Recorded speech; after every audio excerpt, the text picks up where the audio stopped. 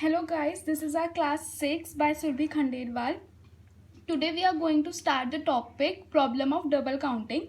As you all know, in the previous class we had done till value added method, and in that method we learned the term intermediate consumption. So उसी से related आज ये थोड़ा topic है. आप इस चीज़ को ध्यान से समझिएगा because ये exam का एकदम confirm question है.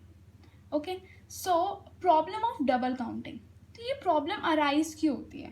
This problem arises if while calculating GDP or while calculating national income, we include the value of intermediate goods along with the value of final goods.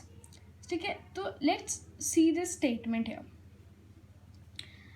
If there is a farmer, miller, baker and consumer, whereas farmer's product is wheat, miller's product is flour, baker's product is bread and consumers is the final consumer and it consumes bread.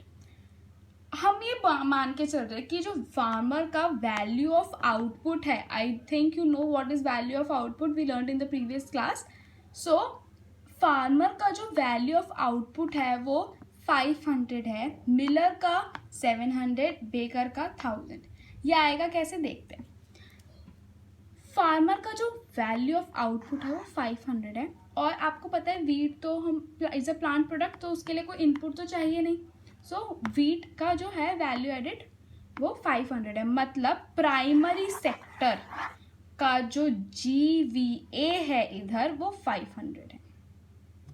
GVA 500 है. Okay, और मैं कह सकती हूँ primary sector का जो value of output है वो 500 है. अब ये जो 500 है, 500 का वीट है, ये फार्मर मिलर को सेल करता है एज अ रॉ मटेरियल और इन 500 के वीट को यूज करके मिलर 700 का फ्लावर जनरेट करता है.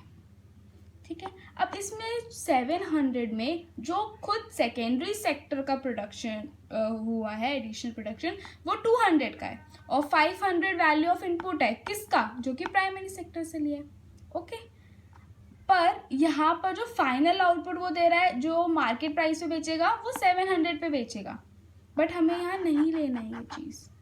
अगर कोई फ्लावर कंज्यूम करता है यहाँ से तो वो 700 का लेगा, बट उस फ्लावर की एक्चुअल वैल्यू तो 200 है.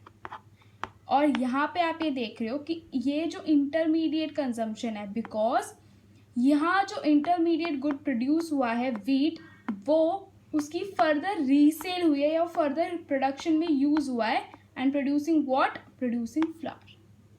यहीं से ये जो 700 का फ्लावर है ये ब्रेड बेकर को देता है जो कि ब्रेड बनाता है और वो 1000 रुपीज़ की ब्रेड तैयार करता है, जिसमें से 700 इज फ्रॉम सेकेंडरी सेक्टर.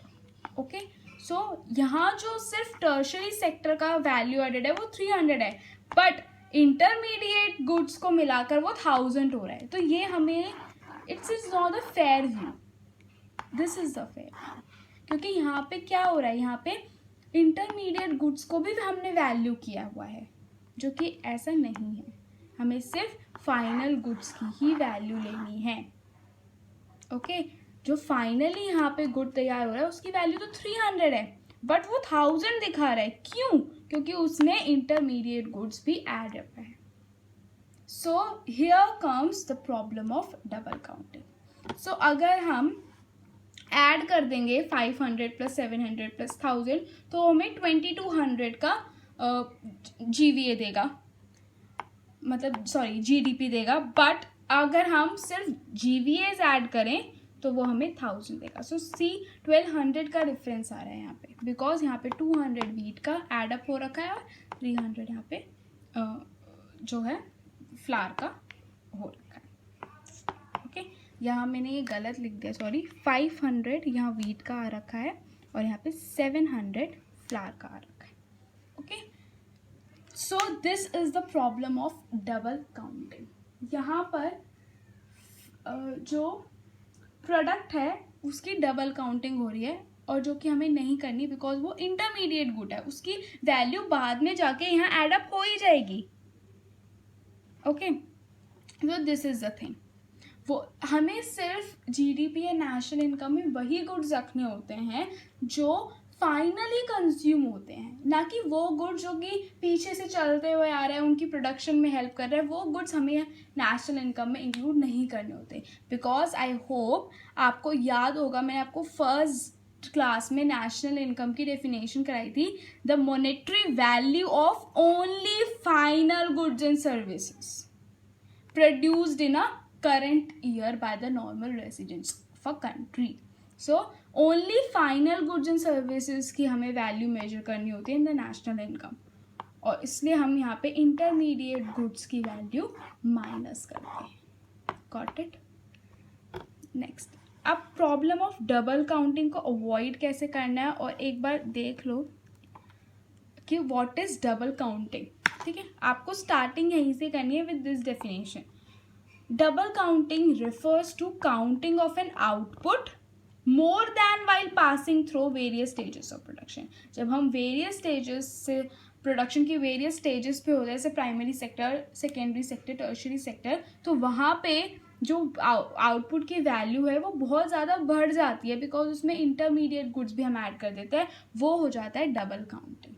क्योंकि हमने यू कैन सी वीट की जो वैल्यू है वो यहाँ भी एड अप हुई है और यहाँ भी एड अप हुई है, तो हम एक ही चीज़ को दो बार गिन रहे हैं। This is wrong. ऐसे ही फ्लावर है, तो ये हमें, अगर हम इन वैल्यू ऑफ आउटपुट को ही ऐड कर लेंगे तो that does not give the fair view of our GDP.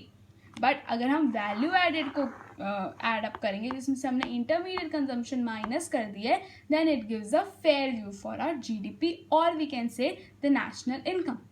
Okay, so how to avoid double counting is, इसके दो मेथड हो सकते हैं, या तो आप फाइनल आउटपुट मेथड ले लो या फिर value added method. Final output method में क्या होता है, इसमें सिर्फ हम फाइनल गुड्स को कंसीडर कर लेते हैं, बोलते हैं कि अच्छा फाइनल गुड्स की हमें लिस्ट दे दो, बस वो प्राइसेस होंगे और वो हमने ऐड अप करके हो गया, this is the final consumption, final goods.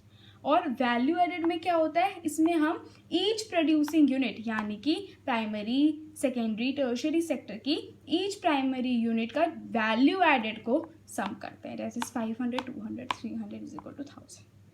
सो ये हमने मेथड था जो लास्ट क्लास में सीखा था, और ये जो मेथड होता है ये इसमें गलतियों के काफ़ी चांसेस होते हैं, एरर के चांसेस आ जाते हैं, तो इसलिए हम इसको अवॉइड करते हैं and we focus on this method जो कि हमने लास्ट क्लास में पढ़ा था। Okay, so this is the thing of double counting. ये टेबल नोट कर लो, इट इज़ वेरी इंपॉर्टेंट, और आपको ऐसे ही टेबल बना के इसको समझाना है, इट इज़ वेरी, आपको भी ईजी होगा और सामने देखने में भी इफेक्टिव लगेगा। Okay, so this is the thing, problem of double counting. क्यों हम problem of double counting arise होते हैं, when we add up the value of intermediate goods in the final goods. Okay, so this is the thing. In the next class, this is done for today's class. In the next class we do the income method. Okay, so bye, आज के लिए इतना ही। Thank you. उसको revise कर लेना because बहुत अच्छा क्वेश्चन है ये। Okay, bye bye.